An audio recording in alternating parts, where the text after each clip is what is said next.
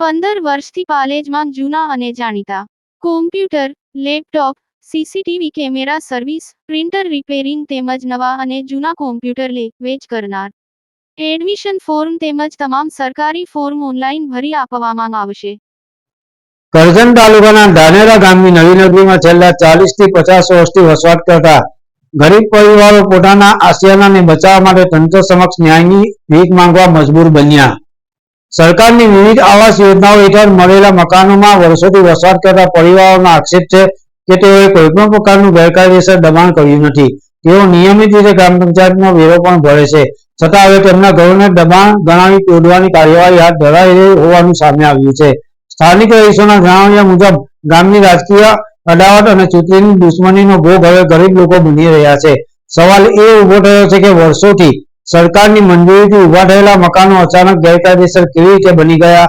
ગરીબ પરિવારોનો આક્ષેપ છે કે અમીર અને પ્રભાવશાળી લોકો સામે કાર્યવાહી કરવાના બદલે તંત્ર ગરીબોના માથા પરથી છત છીનવવાની તૈયારીમાં લાગી ગયું છે, જેના કારણે મહિલાઓ, બાળકો અને વૃદ્ધોમાં ભારે ભયનો માહોલ જોવા મળી રહ્યો છે.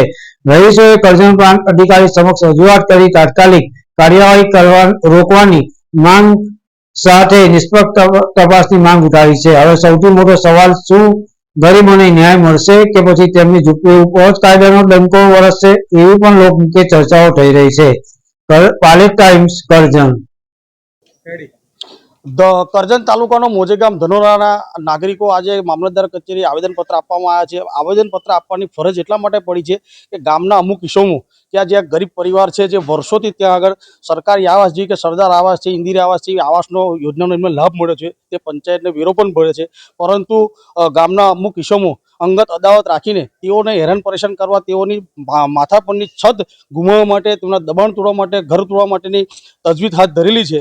જેવી એમને જાણ થતાં એ નાગરિકો આજે આ મામલતદાર સાહેબ એ ન્યાયની આશા માટે આવ્યા છે કે અમારા ઘર તૂટે ના. જો એમના ઘર તૂટશે તો આ કાળઝાળ ભરી ગરમીની અંદર નાના બાળકો છે, એમનું એ જશે ક્યાં, રહેશે ક્યાં, એમના પશુઓ છે, એની માટે વિનંતી આજરોજ કરી છે કે અમારા ઘરો તૂટે ના અને એવી કોઈ તજવીજ પંચાયત કે સરપંચ હાથ ધરે તો એને રોકવી. આજે સરકાર દ્વારા તો જે ગરીબોને આવાસ આપે છે અને આ જે ગામના જે ચૂંટાયેલા જે ભૂતપૂર્વ સરપંચ દ્વારા કે આપણે કોઈને છત આપી ના શકતા હોય તો કોઈની છત તોડવાનો આપણને કોઈ અધિકાર નહીં, અને સરકારશ્રી તરફથી એમને જે આવાસનો લાભ જે તે સમયે મળ્યો છે કે આ જે પરિવારો છે અત્યારે છે, એમના બાપદાદા પણ ત્યાં રહેતા હતા અને આ લોકો પણ અત્યારે ત્યાં રહે છે, એટલે તે યથાર્થ પરિસ્થિતિ રહે એ રીતની અમારી માંગણી છે. આ લોકોની જો માંગ પૂરીને છે અને અમના ઘરને જો કોઈ પણ પ્રકારની કોઈ આંચ આવશે તો અમે આગામી દિવસોમાં ગાંધીજીના માર્ગે, સત્યાગ્રહના માર્ગે સત્યની સાથે રહીને આગામી દિવસોમાં ઉગ્ર આંદોલન કરીશું.